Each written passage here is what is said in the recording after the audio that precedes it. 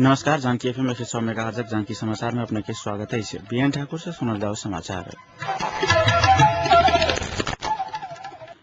मुख्य समाचार।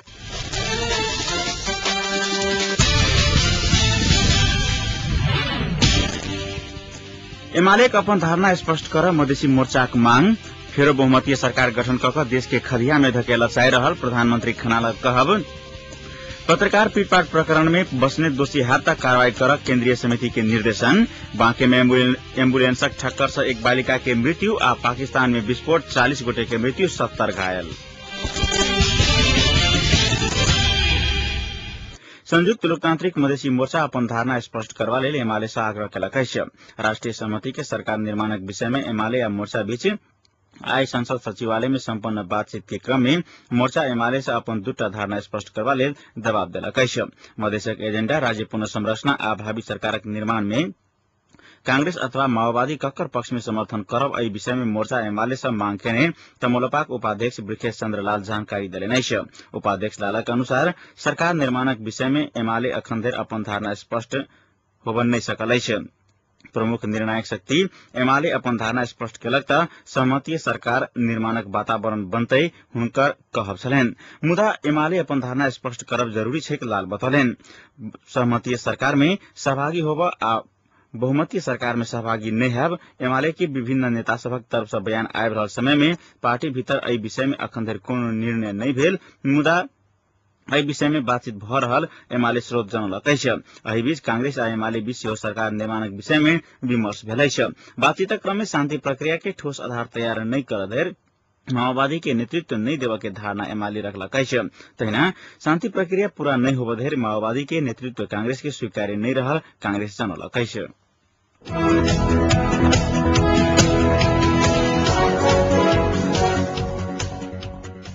प्रमुख तीन दलक शीर्षस्थ नेता सब देश में राष्ट्रीय सहमति के सरकार गठनक लेल प्रतिबद्धता जनौलक अछि। संसदक 5 बुंदे सहमति अनुगमन समिति के आई सिंहदरबार में बैसल बैसार में ई प्रतिबद्धता जनौलक अछि। बैसार में सहभागी एकीकृत नेकपा माओवादी, नेपाली कांग्रेस, नेकपा एमाले शीर्ष नेता सब सहमति के विकल्प नहीं भेल दोहरौलक अछि। समिति सदस्य प्रेम बहादुर सिंह बैसारक बाद संचारकर्मी सब संग बातचीत करैत राष्ट्रीय सरकारक विकल्प नहीं रहल जोड़ दैत तीन दलक नेता सब ओहि के लेल प्रतिबद्धता जनौने जानकारी देलनि।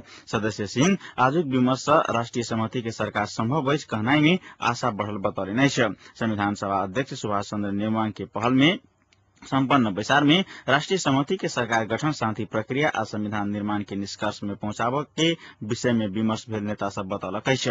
बैसारक शुरू में सभाध्यक्ष नेमांग प्रधानमंत्री जगन्नाथ खनालक राजीनामा के बाद राष्ट्रीय सहमति के सरकार गठन में भ रहल प्रयासक विषय में दलक नेता सब से जानकारी मांग केने छलथि। नेता सब सहमति के लेल प्रयास जारी रहल जानकारी करौने छलथि। राष्ट्रपति डॉक्टर रामवरण यादव राष्ट्रीय सरकारक गठनक लेल देने समय सीमा संपन्न होब 3 दिन बाँकी रहितो दल सब बीच नया सरकारक नेतृत्व के करत विषय में अखनो बात नहीं मिलल अछि।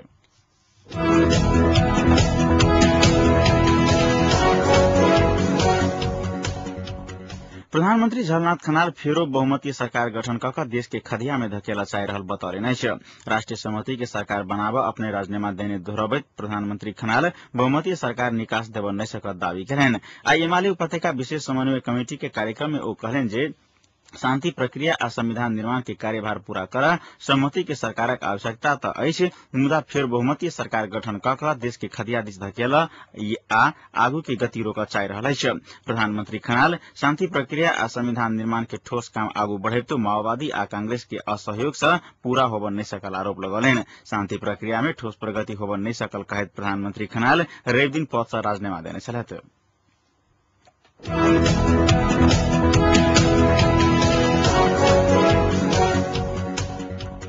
एमाले अनुशासन आयोग पत्रकार पीटपाट प्रकरण में युवा संघ का अध्यक्ष महेश बस्नेत के अभिव्यक्ति आ विराटनगर घटना के छानबीन का प्रमाण सब सत्य साबित है त संलग्न सबके कार्रवाई कर केंद्रीय समिति के निर्देशन देलक अछि। पत्रकार खिलनाथ ढकाल संग पीटपाट भेल घटना के गंभीरतापूर्वक लैत आयोग किस समय से संचारकर्मी प्रति भेल अभद्र व्यवहार तथा ओहि संबंध में आयल उत्तेजक आ गैर जिम्मेवार अभिव्यक्ति प्रति दुख व्यक्त केलक अछि। ढकाल पर भेल संघातिक आक्रमण ओई में परशुराम बस्नेत के संलग्नता के संदर्भ के ल पत्रिका बंद कर के संपादक के जेल में राख के पुलिस प्रशासन के घर परिवारक सदस्य समेत के कार्रवाई कर के कहवाला युवा संघ केंद्रीय अध्यक्ष महेश बस्नेत देने कहल गेल सार्वजनिक अभिव्यक्ति सहितक विषय में गंभीर ध्यानाकर्षण भेल आयोग जनौलक अछि। बस्नेत के सार्वजनिक अभिव्यक्ति तथा विराटनगर घटना के समग्र छानबीन क ओ घटना में संलग्न भेल तथ्य प्रमाणित है त पार्टी के ओहन कोनो कार्यकर्ता ऊपर अविलंब कार्रवाई कर पार्टी केंद्रीय कमेटी के गंभीर ध्यानाकर्षण करलक अछि।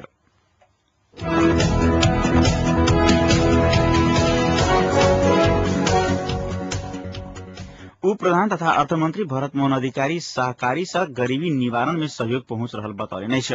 साथे सहकारी के दुश्मन नहीं बुझ सब पक्ष आग्रह करैत सहकारी विकासक लेल सरकार प्राथमिकता में रखने ओ बतौलेन। बारा के सिमरा में आइ राष्ट्रीय सहकारी बैंक के 24वां शाखा उद्घाटन कर पहुंचल अर्थमंत्री अधिकारी सहकारी आ निजी क्षेत्र के ओतबे भूमिका रहला के कारण दुनू के मिलकर सामाजिक विकास में आगू बढ़ा आग्रह कलैथ। देश विकास में सहकारी के सेहो भूमिका रहला के कारण अपने सहकारी के महत्व देने समेत ओ बतौलेन। देश के अंतरिम संविधान से 3 खंडे अर्थनीति अवलंबन केने बतवेद अधिकारी सरकारी सहकारी आ निजी क्षेत्र के मिलकर आर्थिक विकास में सहयोग पहुंचना आवश्यक रहल बतवेद सहकारी से कृषि आ निजी क्षेत्र में लगानी करत देश के विकास हो सकत हुन कहब छलेन। कार्यक्रम में राष्ट्रीय सहकारी बैंक के केंद्रीय अध्यक्ष रमेश पोखरेल सहित विभिन्न शाखा के प्रतिनिधि सभक सहभागिता रहल छल। हातेमालो सहकारी संस्था द्वारा संचालन होबे वाला ई नव स्थापित 24वां शाखा से 12 पर्सा आ रोहतट जिला के सहकारी संस्था आ सर्वसाधारण लाभान्वित हैत शाखा अध्यक्ष कृष्ण पौडेल बतौलेन।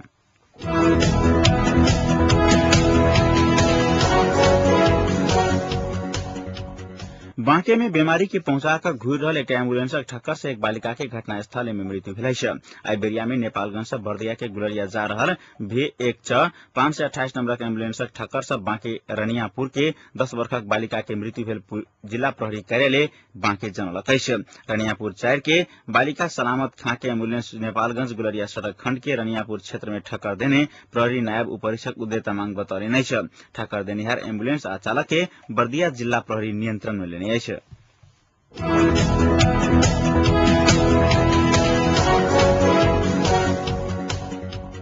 सोन के भाव तोला के 52,000 से ऊपर पहुंचल अछि। ई अखन धरि के सबसे उच्च भाव अछि। आई सोन तोला के 52,250 रुपया में कारोबार भेल नेपाल सोन चांदी व्यवसायी संघ जनौलक अछि। काल्हि 50,700 रुपया में तोला में किनबेच भेल प्रति तोला सोन एक के बेर 15 से 50 रुपया बढ़कर 52,250 रुपया पहुंचल अछि। विश्व शेयर बाजार में तीव्र गिरावट के संगे लगानीकर्ता सोन खरीद में आकर्षित भेला से फेर भाव बढ़ल सोन चांदी व्यवसायी संघक अध्यक्ष तेज रत्न साके बतौलेन अछि। भाव बढ़ला के बाद सोनक कारोबार बहुते कम भेल अछि। सोन के भाव 50,000 पार केला के बाद 25% मात्र कारोबार भेल साके बतौलेन।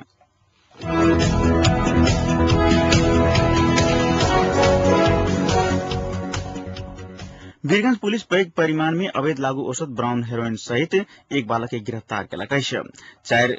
400 ग्राम ब्राउन शुगर सहित पुलिस 11 वर्षक बालक के गिरफ्तार केलक अछि। भारतक रक्सौल से लागू औषध ल वीरगंज बस पार्क में आयल समय में पुलिस ओकरा गिरफ्तार केलक अछि। लागू औषध के कारोबार में संलग्न एक व्यक्ति काठमांडू धरि पहुंचाबा बापत 10,000 रुपया देवक के प्रलोभन देखाकर बालक के लागू औषध ओसार पसार में संलग्न करौले प्रहरी नायब उपरीक्षक रविन्द्र केसी जानकारी दिलेन। जिला प्रहरी कार्यालय गिरफ्तार भेल बालक के जिला प्रहरी कार्यालय पर्सा के महिला तथा बाल बालिका कक्ष में राखल गेल जनौलक अछि।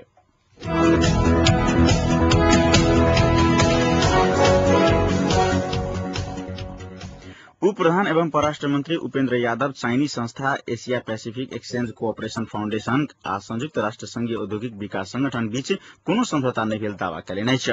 रिपोर्टर्स क्लब नेपालक साक्षात्कार में परराष्ट्र मंत्री यादव भगवान बुद्ध के जन्मस्थल लुम्बिनी के विकासक लेल 3 अरब अमेरिकी डॉलर लगानी करय के जेहन चाइनीज संस्था Asia Pacific exchange cooperation foundation आ संयुक्त राष्ट्र संघीय औद्योगिक विकास संगठन बीच कोनो समझौता नहीं भेल दावा कयलनि अछि। तहिना कार्यक्रम में संस्कृति मंत्री खगेन्द्र प्रसाई एपेक आ यूनडीओ बीच भेल समझौता के विषय में मंत्रालय के कोनो औपचारिक जानकारी नहीं रहल कहैत एपेक के पदाधिकारी सब लुम्बिनी के भ्रमण कऽ घुरल विषय में सेहो सरकार अनभिज्ञ रहल बतौलेन अछि।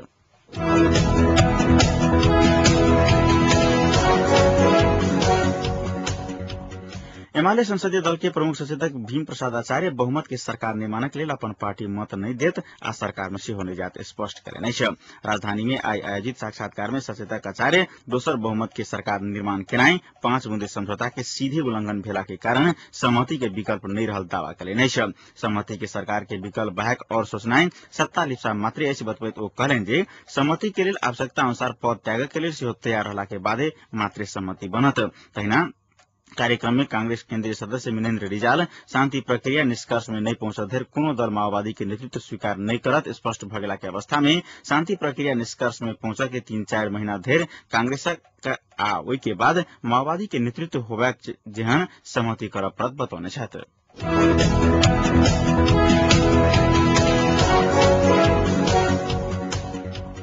नेपाल के राष्ट्रीय पोशाक कोन अछि अखन अदालत में बहस के विषय बनल अछि। सरकार राष्ट्रीय पोशाक दौरा सुरुवाल बताबि रहल अछि, मुदा एहि बारे में सर्वोच्च अदालत के न्यायाधीश सब बीच में मत बाझल अछि। देशक राष्ट्रीय पोशाक दौरा सुरुवाल विरुद्ध पड़ल एकटा रिट के सुनवाई करय के क्रम में न्यायाधीश द्वय गिरीश चंद्र लाल, प्रेम शर्मा आ भरत बहादुर कार्की के विशेष इजलास में राय टकरायल अछि। शर्मा आ कार्की राष्ट्रीय पोशाक दौरा सुरुवाल भेला के कारणे एहि विरुद्ध पड़ल रिट खारिज करऽ पड़बाक जिक्र कऽ रहल अछि। लाल दौरा सुरुवाल एकटा जाति आ क्षेत्र के मात्र प्रतिनिधित्व करबाक भेला सँ दौरा सुरुवाल राष्ट्रीय पोशाक होबऽ नहि सकत तर्क कऽ रहल छथि। भादव 7 गते सरकार सरकारी सभा समारोह में कर्मचारी सबके राष्ट्रीय पोशाक लगाबऽ के निर्देशन जारी केने छल। निर्देशन में राष्ट्रीय पोशाक के मतलब दौरा सुरुवाल कहल गेल अछि। देश में 100 सँ अधिक जाति भेला सँ प्रत्येक जाति के अपने संस्कृति पहिरन भेला सँ दौरा सुरुवाल सबके पोशाक होबऽ नहि सकत कहैत अधिवक्ता सुनील रंजन सिंह सरकार के निर्णय खारिज कर सर्वोच्च में रिट दायर केने छथि। हुनक रिट में प्रत्येक जाति के पोशाक आ राष्ट्रीय पोशाक होबऽ के उल्लेख केने अछि।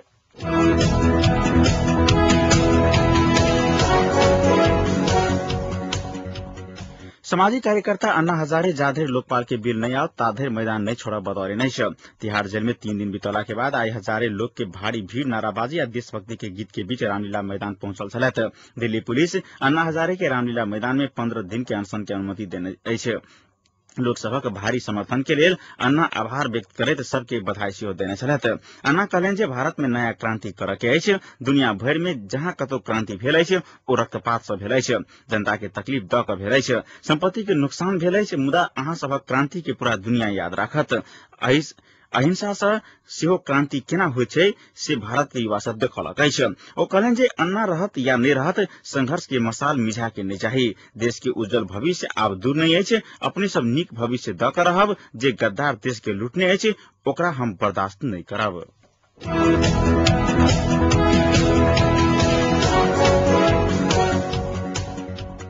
पाकिस्तान के पख्तूनख्वाओं प्रांत के एक मस्जिद में भेल विस्फोट में कम से कम 40 गोटे के मृत्यु भेल अछि, 70 से बेसी गोटे घायल भ गेल अछि। मृत्यु होबला के संख्या और बढ़ सकय के आशंका रहल पुलिस जनौलक अछि। पुलिस के कहब अछि जे घायल सबक अवस्था बहुत चिंताजनक अछि। कबायली इलाका के खैबर जिला के घुड़ी गांव में सैकड़ों गोटे नमाज पढ़ जमा भेल समय में मस्जिद में विस्फोट कराओल गेल पाकिस्तानी संचार माध्यम सब जनौलक अछि। ओ इलाका अफगानिस्तान के सीमा से सटल अछि आ ओहिठाम तालिबान आ अल कायदा चरमपंथी एहन घटना सब करबैत आबि रहल अछि। एक वरिष्ठ अधिकारी मुतहर जेब समाचार एजेंसी के बतौलनि जे एहि घटना के विषय में ई अखन धरि पता लागल नहि सकल अछि जे ई आत्मघाती हमला छल या बम विस्फोट।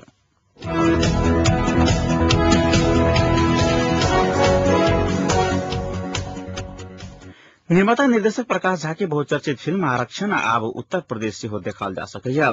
सुप्रीम कोर्ट उत्तर प्रदेश सरकार के दिशा आरक्षण फिल्म के देखाबऽ में लगौने रोक के हटौने अछि। प्रकाश झा उत्तर प्रदेश सरकार के फैसला के सुप्रीम कोर्ट में चुनौती देने छलैथ। आरक्षण फिल्म 12 अगस्त के रिलीज भेल छल, मुदा कानून व्यवस्था के बात कऽ उत्तर प्रदेश सरकार एहि पर पाबंदी लगौने छल। सुप्रीम कोर्ट अपन फैसला में कहने अछि जे उत्तर प्रदेश सरकार लग एकर अधिकार नहीं अछि कि ओ शांति व्यवस्था भंग होबऽ के आधार पर कोनो फिल्म के देखाबऽ पर रोक लगावे। जस्टिस एम शर्मा आ जस्टिस अनिल आर दवे के खंडपीठ कहलनि जे ई सेंसरशिप जेहन भेला सँ राज्य सरकार फिल्म के कोनो अंश के हटाबऽ के मांग नहीं कऽ सकैत अछि। सुप्रीम कोर्ट के कहब अछि जे एक बेर सेंसर बोर्ड फिल्म देखाबऽ के अनुमति दैत अछि तऽ कोनो राज्य सरकार फिल्म के विषय वस्तु पर आपत्ति नहीं जना सकैत अछि।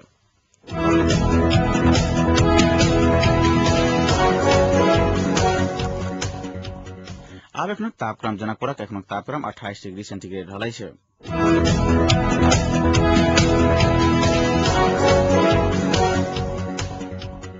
समाचार के अंत में पुनः एक बेर मुख्य समाचार।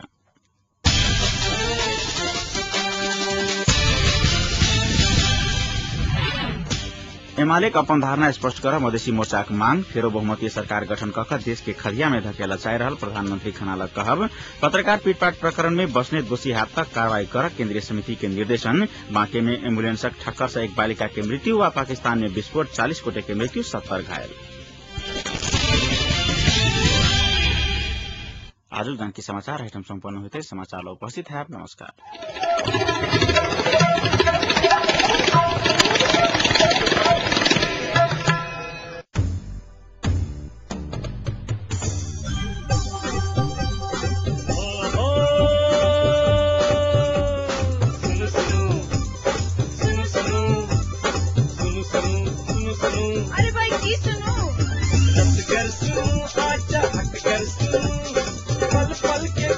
घर बैसल जानकी अभियंत्रण कर कहीं सबकी मन माफी कपन बाट ऐसा